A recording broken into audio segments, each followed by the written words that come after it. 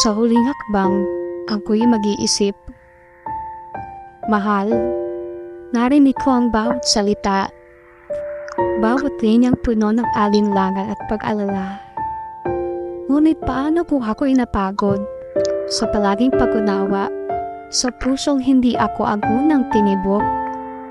Ako'y narito, hindi upang palitan ng kahapon, hindi upang burahin ang sugat mo, iniwang nakabaon. Ngunit sa bawat sulyap ko sa malayo, ramdam ko, hindi ako ang hinahanap ng iyong puso. Mahal nga ba ako? O ako'y pampuno lang sa kakulangan? Ako ba'y kapiling mo dahil ako'y kailangan? O ako'y narito dahil wala na siyang balikan? Paano kung hindi ako sapat? Kung laging may aninong bumabalot sa ating pag-ibig? Ako'y nagmamahal, ngunit may hanggan din. Sapagkat ang pag-ibig na laging may kahati ay pag-ibig na hindi ko kayang ipaglaban nang walang pasubali.